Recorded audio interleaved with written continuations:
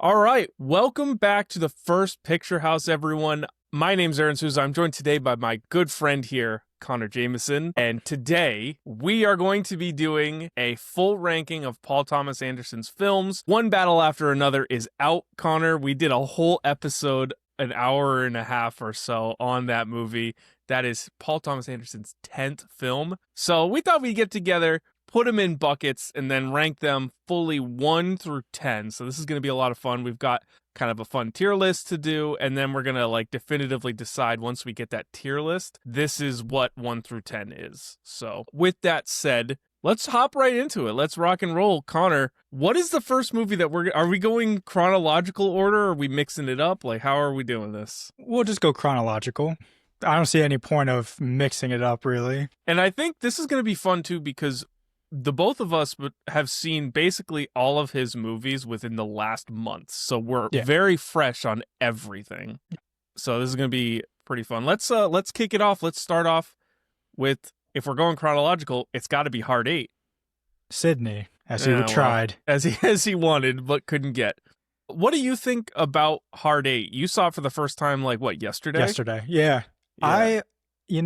Everyone puts it last, and while, it's his first film, you could definitely tell it's his first film. I really enjoyed it. It's pretty good. It is for pretty first good. Movie. It's pretty damn good. Yeah, I mean, it's super low stake, but and maybe it's just because I get so much of The Color of Money off of it, of kind of the older mentor figure kind of adopting the wild younger spirit. But yeah, I just liked it a lot. You get a lot of early hints of PTA's future characters in it. I feel like John C. Reilly's character is very similar to the vibe that you get from Reed Rothschild in Boogienights, which comes out the next year. Yeah, it's kind of the same dynamic you get from Dirk and Jack Horner. It's the same older mentor, but I mean, in that movie, it's a bit more exploitative.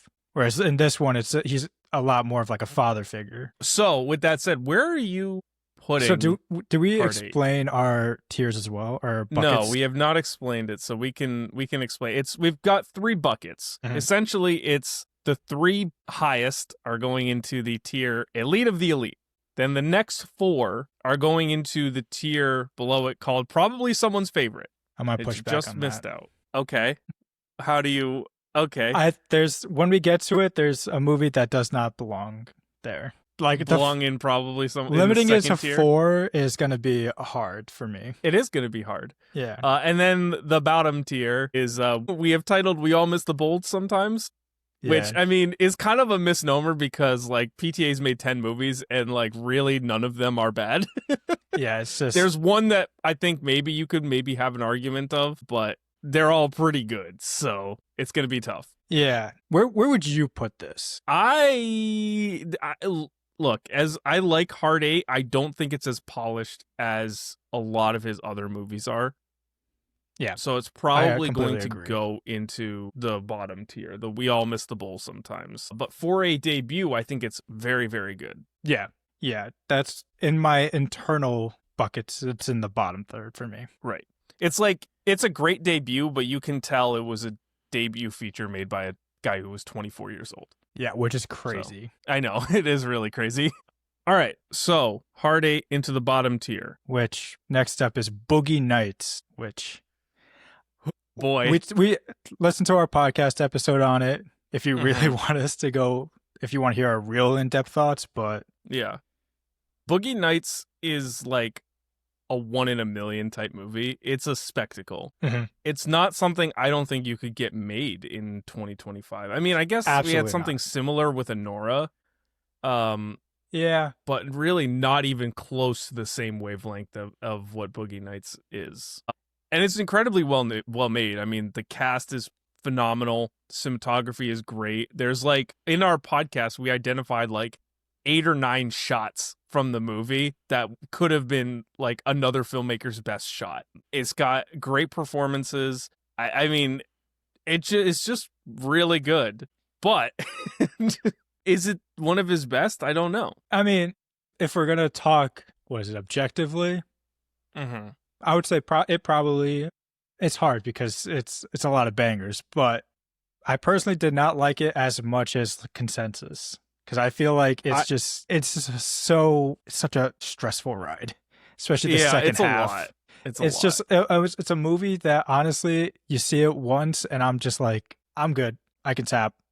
For me, it's like the highs are very high, but the lows are very low. Exactly. But to me, the highs outweigh the lows to the point where like I love rewatching this movie. I've seen it 3 times in the last year probably, but it is kind of tough. It's a tough watch. Yeah. So where are you putting Boogie Nights? I feel like this is the definition of probably someone's favorite. Oh, 100%. 100%. So that puts Boogie Nights into probably someone's favorite. All right. Next up, Magnolia. what do we got? Magnolia. Love it. Yeah, so this is another one I watched yesterday, the double feature. And it's an experience. Magnolia, I said this on the pod when I watched it for the first time, stressed me out to unlimited levels. Like I had a hard time watching it because I was so stressed. See, that's kind of how I felt with Boogie Nights. Because with Magnolia, there's obviously it's like all these interwoven storylines. Some of them are like miles better than others. Yeah. Like everything with Tom Cruise, if that was just the movie, I think it's an insanely good movie. I don't think I've seen a better Tom Cruise performance than Magnolia. No. But then you have like all the stuff with like William H. Macy and it's like he's quiz show kid, the quiz kid. Yeah. What was his name? It was like Bob the Quiz Kid or something like that. Donnie, I think. Donnie the Quiz Kid, that's what it was. Yeah. Like some storylines are just so much better than others, but like again, it's one of the best Tom Cruise performances. Yeah. To the point where like if I'm kind of glad that Mission Impossible is done, and I'm really hoping he just gets back into some more dramatic work because something more like this. Yeah. And the ending's probably not super strong. Well, the ending's just, it becomes full on just strange. It's like PTA's brand of strangeness just fully on display at that point. Yeah, but it's a really enjoyable watch once you devote yourself to it. Yeah. At least in my opinion. Okay, so where are we ranking Magnolia? I personally have it in someone's favorite. Yeah, I would say personally for me, it's like the end of someone's favorite, like riding the line close to We Missed the Bowl, which is kind of wild because it's a good movie. I just never want to watch it again. I think the difference between Boogie Nights and Magnolia to me is like Boogie Nights had the highs to carry me through, but Magnolia did not. And it was the same level of stress, except Magnolia was the whole movie was like that. And Boogie Nights, at least I have the first half where I'm like, yeah, this is cool. He's partying. Yeah, this looks fun. Yeah.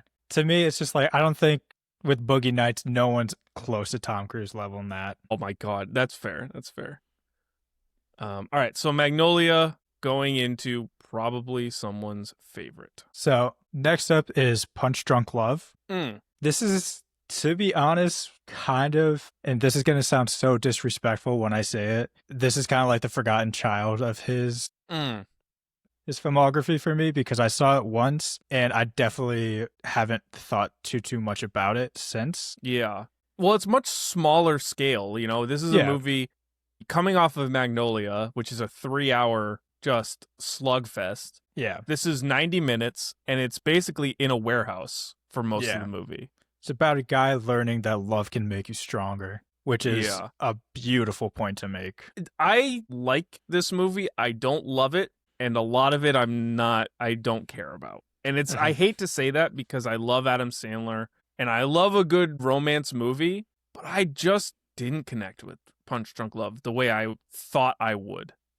And maybe it's the sisters plot line that does it because like I just kept not being able to get over the fact that all of his sisters are so goddamn mean to him. Just brutally mean to this poor Barry Egan, and I just couldn't get over it. But Sandler's great. Yeah, philipseymourhoffman is great too. Oh my God. Yep. Paul Thomas Anderson knows how to shoot a fucking phone call. Oh my God. It's just so incredible every single time. Yeah, I'm glad that he got like such a good performance out of Sandler in such a more straight role for him.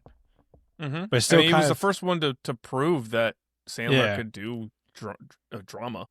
It's such like, I don't want to say weird drama, but it's just it's not like a normal drama. Like he spends the entire movie just kind of collecting pudding for miles. Yeah, it's weird.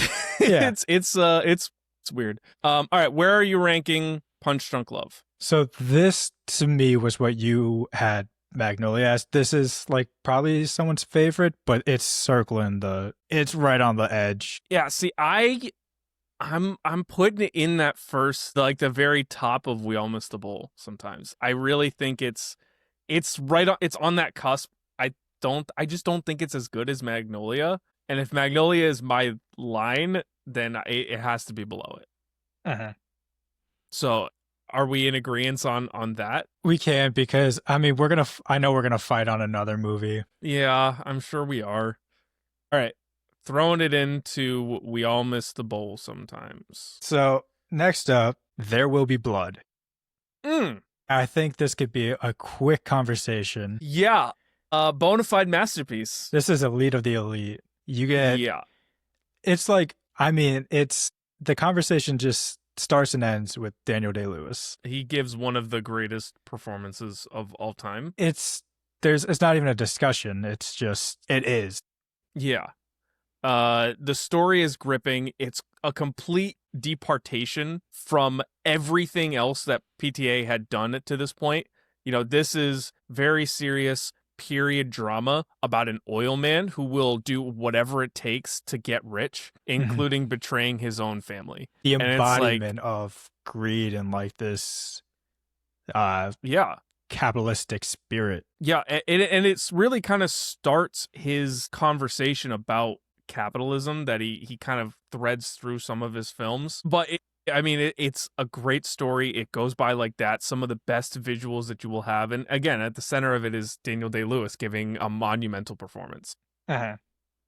This is, like you said, elite of the elite. I don't think there's very many questions for that. So next up is Themaster. This was my point of contention when you said that there's going to be 4 in someone's favorite. I can't put Themaster in the same category as Boogienights and Magnolia. This is tough. It's one of the most beautiful movies shot ever, I would say. That's interesting. You're getting such phenomenal performances from philipseymourhoffman and joaquinphoenix. It's such a fascinating story about essentially the birth of Scientology. You have this, again, the fascinating dynamic between these two of like this guy who's just, in philipseymourhoffman, it's not that he's like a snake oil salesman of just like, I'm a guy who has all this. I'm a preacher, I'm a businessman, I'm a writer, I'm all this, but he believes in everything he does. And Joaquin is just a guy who's looking for any sense of belonging, but it plays so well. Yeah. Philip Seymour Hoffman's character is really a man who is obsessed with power and specifically power over others, and preys on weak people to gain that power. You know, instead of being a politician or something to that degree, he basically starts a religion and becomes a cult leader. Yeah. And that's really what's at the center of the story. Philip Seymour Hoffman, phenomenal. Joaquin-Phoenix gives a great performance. To me, personally, this is a movie that's exactly on par with Boogie Nights. They are very, very similar to me. I cannot get there. At no point when I watched Themaster did I ever feel like I need to take a break from this. Yeah, I mean, that's true. I think for me, it's in terms of quality that I look at those two movies and say these are very, very similar. I can't get there either.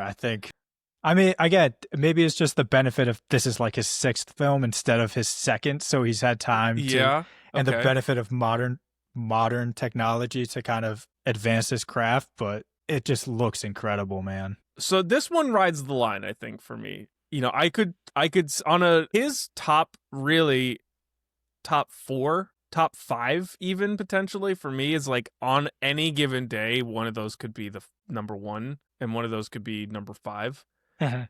This one is the one that rides the line the most for me. Like Could be top 3, could be 5th at any given time, could be maybe, no, probably not lower, but rides that line. Uh-huh. So that's why I say probably someone's favorite. Although if we want to amend it and drop it and make Elite of the Elite like a top 4, look, That's I mean, what I'm I guess saying. it's kind of how it shakes out, you know? Yeah, that's what I'm saying. Um, It's possible he just has 4 elite movies. it's very possible. So I guess, are we putting it into Elite of the Elite? Yes. All right.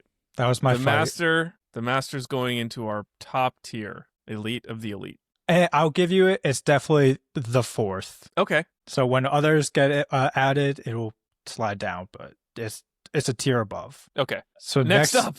Inherentvice. Another one where we did a podcast episode. If you want our full detailed thoughts, go listen to it. This is a vibes movie. This is PTA's vibe movie. Yeah. This is a movie that I get it. You don't try to understand it. You just experience it. I don't like that. Yeah, it's I don't tough. like that. It was tough to get into. There's a lot of things that just happen, and it just feels like much, I guess maybe like a trip. You're just kind of along for the ride. Yeah. And I have a hard time getting behind it. Joaquinphoenix, though, great performance. Great chops. Yep, great chops. Josh Brolin, incredibly funny, excellent performance. It's just weird. And not in like a incredibly good weird. PTA kind of weird. It's just weird. It's like, so I saw this review on Letterboxd. I don't even know what movie it was for, but it was like at some point he goes from coke kid to weed dad, and you can tell the shift in his movies. This is absolutely a weed dad movie. Oh, 100%. All right. Well, Inherent Vice, where are we ranking it? We missed the bowl. We all miss the bowl sometimes. That's easily my least favorite of his. So next up is Phantomthread. Again, another movie we covered on the pod. You can hear our detailed thoughts. Great film. But it's a great film. This is one of the best romance movies I've ever seen. Yeah. PTA literally said, like, hold up, you thought Punchdrunklove was all I could do? Like, let me dip into the bag again, and pulled out one of my top 4 favorite movies I think I've ever seen. It's crazy how good this movie is. I mean, again, Danieldaylewis bringing it. He's back, and vickykrieps gives a great performance as Alma. Leslie Manville. It's set in the 50s. With a British high fashion designer of women's dresses. I mean, come on. What an amazing concept. And he just knocks it out of the park. Yeah. It just works on every single level you would hope it would. So yeah, it's Elite of the Elite. Yeah. I mean, we said it in the episode too. I think it's probably one of his best movies, and it's still there. Yep. So Phantomthread, Elite of the Elite. Next up, Licoricepizza. This is an interesting one. This one's probably, outside of like maybe Inherent Vice, his most hotly contentious film. Yes. And some people love it, some people hate it. I think it's good that we're doing this because you like it. I didn't like it. Oh no. It's not that it's a bad movie. It's just, I mean, this, after seeing like everything else, it's kind of just like, I just couldn't connect to it, man. I mean, it's weird, right? It's a portrait of the 70s set against these two people who are trying to find their way, but one is a 16-year-old child actor, and the other is a 25-year-old drifter, basically. And it's kind of a weird concept. And my view of it, I look at it like this is just two people, and it's a portrait of what it could have been like in that era. And these are two people who are living their lives trying to figure things out. And, you know, seeing it in that context and not thinking about just the weird age gap and really just taking it as like a slice of life sort of thing, I love it a lot more than that. Yeah. And it's not that the age gap was like something that was like just lingering in the back of my head, because I really like Call Me By Your Name, which is another movie. Very similar. Yeah. It's just that after seeing so many of his movies, a lot of like the things that he does so well, they just didn't feel as special. It's like, okay, I get it. You are incredible at shooting certain scenes. And it's like, I could just watch something else. And again, you introduce Cooperhoffman and Alana Haim. That's awesome. They're great. Yeah. They're love that fantastic. Cooperhoffman is just the ultimate like businessman, just hustler, grind set. For sure. But it was just, this is a movie that I had to just keep turning off and starting again. Mm-hmm. The thing about this movie that I can agree with, I can kind of get behind with what you're saying, is like, I can look at basically from Boogie Nights up, like I can in my head pinpoint like I love that scene, or I love this shot, or there's something about this performance that I really love. Like I can pinpoint certain specifics. But with Licorice Pizza, for me, it's like the whole movie is a vibe. Uh-huh. And I can't go to one particular moment and be like, oh, well, I love the stuff that he did with Benny Safdie, or the Sean Penn stuff, or when they first meet, or whatever. Like those things don't really stick out to me. It's like the sum of the whole is what I appreciate versus the little moments. But I guess that's also in its doesn't really work in its favor as well. Yeah, because a lot of those little moments obviously don't go anywhere. Like Sean Right. Penn is in the movie for like 5 minutes. Yeah. Benny Safdie's in the movie for like 5 minutes at the end. Okay. Where are we ranking Licorice Pizza? To me, this is We Missed the Bowl. I think this is, I would have to contend that this is probably someone's favorite. But it's on the low end, and that's kind of where it's living. Uh-huh. I don't know. What are you adamant about Miss the Bowl? This is the second worst film for him on my list. Like it's not even like it's like on the cusp. For the general rankings, we could put it in probably someone's favorite, but okay. So I will put this into We All Miss the Bowl sometimes. So last one, the hot movie everyone's talking about right now, One Battle After Another. And guess what? We just did a pod on this. Yeah, if you couldn't guess. You could hear our thoughts in great detail about it over there, but high level. This is a monumental movie. I think I said it on the pod. I have a TikTok that says it. This is going to be a movie that we look back on in 10 years and say this was like a feature of 2025, of this decade. This will be something that people talk about for many, many years. And again, maybe it's recency bias. It's still very new. So it's difficult to say for sure how the movie will settle, but I have a lot of confidence that this movie is going to settle really well. It's just really, really good. Mm-hmm. It is, and it captures the feeling of everyone, not just right now, but for a while. And not just like it's just like everyone's frustrations, everyone's fears, all the emotions just right there for you. Right. So this one is going into Elite of the Elite. I think we've kind of settled that on the podcast especially, which again, go listen to it. But in it's just really excellent. It's a tier above everything else. So that leaves us with the final ranking. So we've put every movie in the bucket, and now we get to rank them 1 through 10. Starting, I guess we'll start from the bottom. This one might be the easiest. I mean, my bottom would be Inherent Vice. Yeah, Inherent Vice is a clear 10 for me. Okay, so Inherent Vice goes to the bottom. In 9th spot, for me, this is where I would put hardeight. I had hardeight at 8, but I had Licorice Pizza at 9. Okay. And I think because you were so much higher on it, I think we could bump it up. Okay. I think that's fair because it's like we're both low on this movie, but the difference kind of bumps the average. It a slot. Right, we're the average it. Exactly. So hardeight at number 9. Number 8, I have punchdrunklove here, which is tough. Well, I mean, that was my 7, so. Okay, so really, I think what's good, I mean. Where did you have Licorice Pizza, I think, is going to really, because it's just, everything might just be bumped up or down 1. Licorice Pizza, I'm having at like probably 6th, if I'm being completely honest. So I would, for the sake of this, I would bump it down. I feel like, I mean, if you compare Punchdrunklove and Licorice Pizza, where are you on the two of those? I feel like that's a good comparison too, because they're both romance movies. Yeah. To me, I would much rather watch Licorice Pizza again. I don't really have much desire to watch Punchdrunklove again. They both have a Hoffman in them too. They do both have a Hoffman. I think I'd rather watch Daddy Hoffman. Oh, no! Well, so, I mean, I had Punchdrunklove 7. Okay. And you had it here at 8. 8.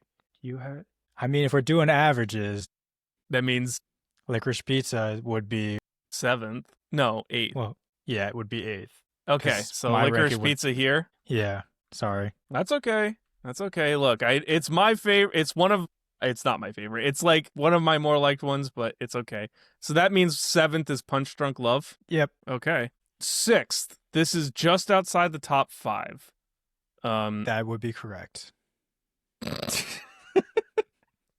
So this is where I think it gets a little difficult, or starts to get a little difficult. But for me, this is where I put Magnolia. I had Boogie Or I Nights here, would put but Magnolia. I had Boogie Nights, but that's 5-6 for me, so it could go either way. Okay. I think Yeah, if you want to put Boogie Nights at 5, I have no qualms about it, because I do think there's a lot more to like with Boogie Nights. That's how I feel about it currently. I think at any given day, Boogie Nights could move way up on my rankings, but Magnolia I don't think will move. 6th is Magnolia, which means Boogie Nights is at 5. So now we're down to the top 4, and we have Phantom Thread, Themaster, One Battle After Another, and There Will Be Blood. To me, this is where 4 is where Themaster would go. It's like, it's that in-between space. Like, Themaster is the one I think about the least out of these top 4. Yeah. For me, I had, like, the top 3 are, like, S tier. The Master is, like, A, all by itself. And then Magnolia and Boogie Nights, that was, like, a B+. And punchdrunklove was, like, a B-. And then the rest of them were kind of, like, C's and D's. Yep. I love that analogy. That works. Yeah. All right, so I guess this is where it gets really hard, and I haven't thought hard about this top 3 because this is the most interchangeable it will get. Like, I could make a very, very strong case for any of these 3 movies to be the number 1 or the number 3. Yeah, I guess it depends on when you're viewing them. To me, I mean, I guess I've had the benefit of, like, kind of sleeping on it because I made my list yesterday after coming fresh off the double feature, but for me, it was One Battle After Another 3, There Will Be Blood 2, Phantom Thread 1. See, I'm very close.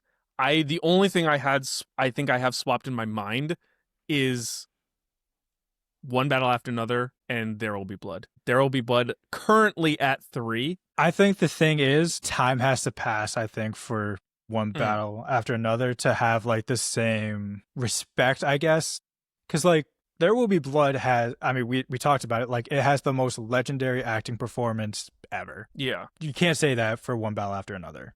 Like, yes, Leo's great in it, but it's not one of the best acting performances of all time. And I think it's a movie that is going to look great in 10 years, but, yeah, just came out this weekend. Right.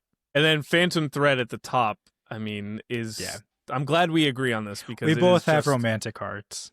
Yeah, we're little softies, and that's okay. That's okay. That leaves the definitive ranking. This is the official ranking for all rankings.